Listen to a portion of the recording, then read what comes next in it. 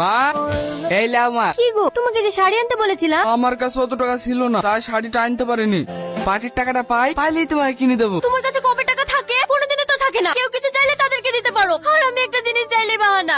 ভাই, আমার জ্যামিতিটা। হ্যাঁ, এই নে, ভালো করে পরীক্ষা দেবে। ঠিক আছে ভাই। বোনের জ্যামিতি বক্স কেনার টাকা থাকে, আর আমার শাড়ি কেনার টাকা থাকে না। আজকে আমার বান্ধবীর ছেলের জন্মদিন, আমি কি পরে যাবো? পুরাতন শাড়ি পরে যাবো?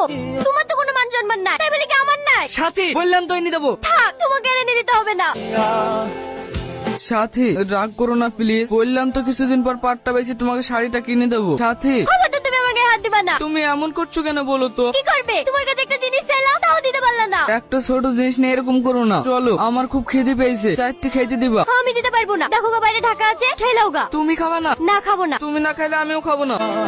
চলো, একটা কথা বলবো? হ্যাঁ বলো। চলো না, কালকে মাদের বাড়ি থেকে বেরিয়ে আসি, অনেকদিন যাওয়া হয়নি। ঠিক আছে, তুমি কালকে রেডি হয়ে থেকো, আমি কাজ থেকে এসে দুজনে চলে যাব। কাল কিন্তু একটু তাড়াতাড়ি আসবা। ঠিক আছে। দেখেছো, কথা বলতে বলতে ভুলেই গেছি। টনি ভাই কালকে একটা মোচা দিয়েছিল, খেয়ে দেখো তো কেমন হয়েছে। কে রান্না করেছো এটা? কেন, আমি ভালো হয়নি? হ্যাঁ, ভালো হয়েছে। না, তুমি মিথ্যে কথা বলছো। ভালো হয়নি তাই না? বললাম তো ভালো হয়েছে। তুমি আমাকে বকলা। দেখ, খাবোই না। কি রে বাবু, না খেয়ে উঠে পড়লি যে? বাবু, বাবু, কি হয়েছে গো বৌমা? রোন না খেয়ে চলে গেল কেন? আমি সাত করে একটা তরকারি রান্না করেছি, আর ওটা খেয়ে আপনার ছেলে দাপাতে দাপাতে চলে গেল। কই দেখি তরকারিটা। তরকারিটা তো একদমই নুন দাওনি। এই তরকারি খাওয়া যায় নাকি? কি গো, তুমি এখানে দাঁড়িয়ে কেন? তুমি না খেয়ে রাগ করে চলে গেলা, সেই জন্য আমি এখানে দাঁড়িয়ে আছি। তুমি কখন আসবা বলি? আরে পাগলি, রাগ করবে কেন? আমি একটু পাড়ার দিকে গেছিলাম। সত্যি তুমি রাগ করনি তো? না, চলো। তোমার মনে আছে তো, আজ কিন্তু মায়ের বাড়ি যাবো। একটু তাড়াতাড়ি চলে আসবা, আমি সেজে গুজে রেডি হয়ে থাকবো। আচ্ছা ঠিক আছে, তাড়াতাড়ি চলে আসবো। এই রোহন, আজকে তোদের দুজনকে গাড়ি লোড দিতে হবে। কেন? সাহেব তখন আব্দুল, ওরা আসবে না? না, ওদের সব জ্বর এসছে, ফোন করেছিলাম, বললে আসতে পারবে না। তোদেরকেই সব গাড়ি লোড দিতে হবে। বাবু, আজকে আমি শ্বশুর বাড়ি যাবো, একটু তাড়াতাড়ি ছুটি পেলে খুব ভালো হতো। না, ওসব ছুটি ফুটি হবে না, গাড়িটা আজকে লোড করে পাঠাতে হবে।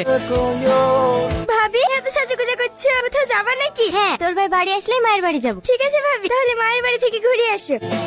আপনি যে নাম্বারটিতে কল করেছেন সেটি নেটওয়ার্ক অঞ্চলের বাইরে। आपके द्वारा डायल किया गया नंबर। সরি সাথী।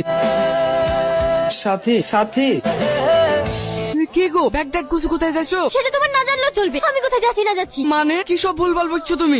আমি ভুলভাল বকছি? কালকে কি কথা ছিল তোমার? আমার কথা যদি একটা রাখো, আমি আর এই বাড়িতে এক মুহূর্ত থাকবো না। আমি জানি আমার ভুল হয়ে গেছে, প্লিজ তুমি যেও না। ছাড়ো আমাকে, তুমি আমাকে আটকানোর চেষ্টা করবে না। ঠিক আছে যাও, আমিও তোমাকে আর আটকাবো না। যে স্বামী সুখ দুঃখ কিছু বোঝে না, সে মানুষ আমার দরকার না। আমার এখানে থাকার কোনো ইচ্ছা নাই। এইখান থেকে এমনি গেলে হবে না, একবারে তালাক লিজা।